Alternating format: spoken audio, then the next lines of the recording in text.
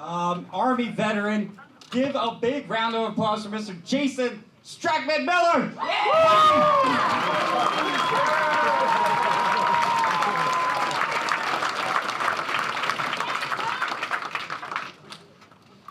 We're halfway there, folks. Halfway there.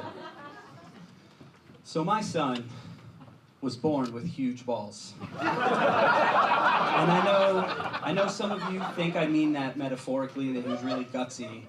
That's not the case. He literally had humongous testicles when he was born. And at first I was really excited and proud, like, that's my boy.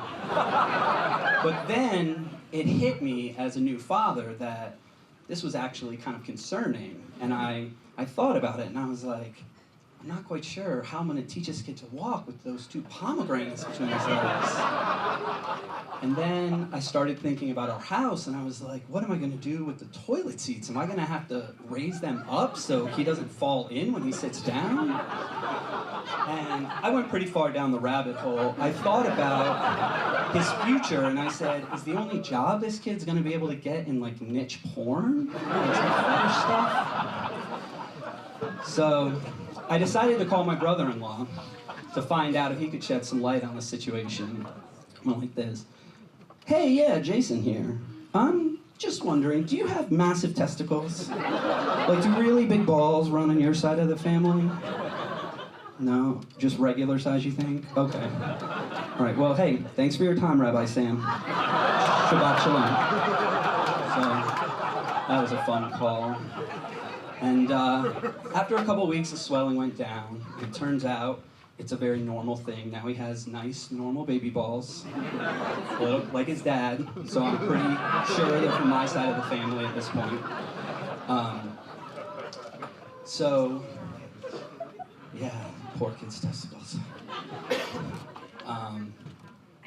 Dramatic pause, number 2. Like any good husband, I brought a list, so I'm just gonna pull that out real quick. So after I made that call and they went back to normal, I got really aggravated, and I was like, you think they would have brought this up in those 500 pre-parenting classes I had to take. It certainly would have made my last couple of Passovers a lot less awkward, that's for sure. So my son is 2.5 now.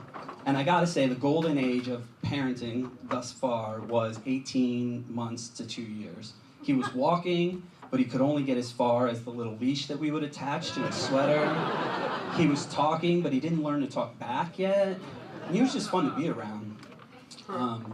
So then he hit 2, and he just became a total dick overnight. That was it. At our house, we call him Kim Jong-kai. And he rules with an iron fist. We're only allowed to watch television the supreme leader deems appropriate, which is typically animated. We're not allowed to be on our cell phones or on the internet, and we have to indulge all his asinine assertions about how things work in the world. We do, however, get to have macaroni and cheese more often than any adult should consume macaroni and cheese. So that part's been pretty cool. He recently instituted a fitness program in our house.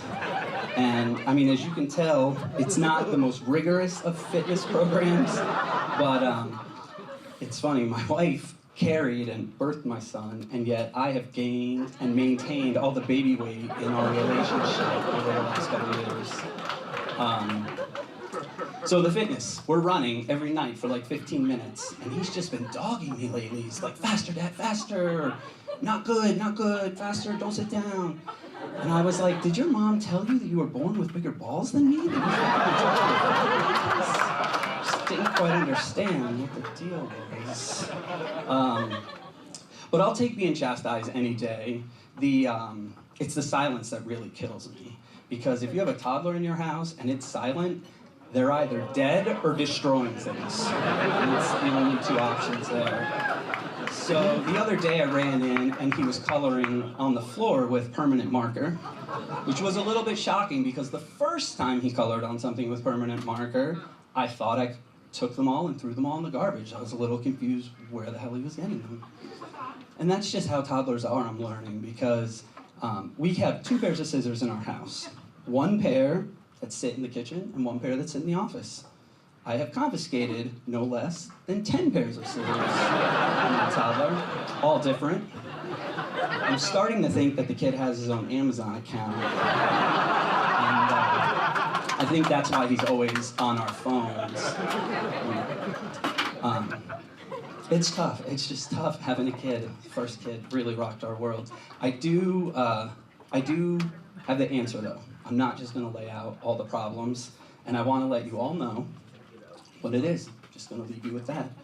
So, it hit me the other night. It was a particularly challenging bedtime routine. And if you have kids, you've been there. It was like 3 hours, and I came downstairs and sat on the couch, and I was like, how the hell did my parents do this? Like, how did they get through when I was a toddler? And I realized it was the 80s, and they had cocaine. So I found a dealer, and that has changed everything. So, thank you all very much.